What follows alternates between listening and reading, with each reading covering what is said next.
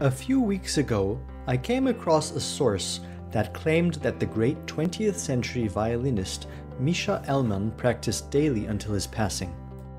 We violinists are no strangers to daily practice, or almost daily practice, but I was really curious as to what it was that motivated him to keep going until the day he died.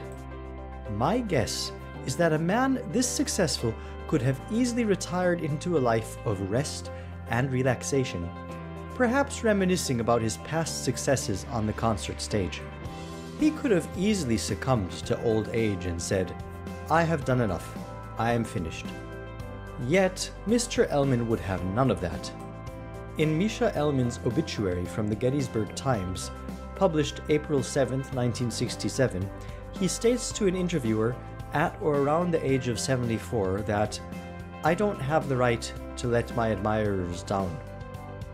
And so I practice every day. It is the duty of every artist to do so." Further inspired and interested, I started thinking about how this man, who performed over 5,000 concerts in his lifetime, could teach us musicians about our roles as performers. Surely, a man who felt this passionately about the ritual of daily violin practice would have been incredibly interesting to interview today. Taking the above quote, one sees that Elman believed that practicing was his duty. He believed very strongly that his music mattered, and since he did not wish to, quote, let his admirers down, unquote, he practiced daily. This brings us to an interesting question.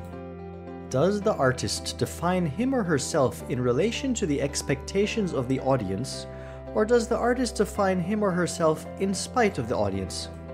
Any business person knows that in order to be successful, you have to have a product that sells.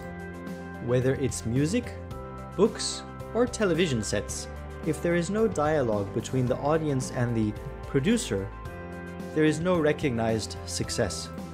Furthermore, continued success is dependent upon the income stream that the audience provides. While I do not know what Mr. Elman's financial situation was in his 70s, I will, however, assume that he did not need to keep playing to make ends meet. So, I hypothesize that there was a voice deep inside Mr. Elman that really wished to connect with the audience, irrespective of money.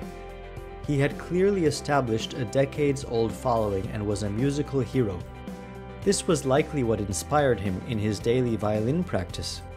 In short, Mr. Elman's music meant something larger to his community of followers. It was a sharing of his soul with all of us through the medium of sound. Perhaps this is what inspired him to practice until the day he died.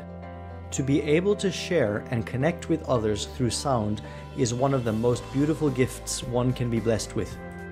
This has been a production by the Maestro Musicians Academy. If you enjoyed this video, kindly visit us at www.violinCoursesOnline.com.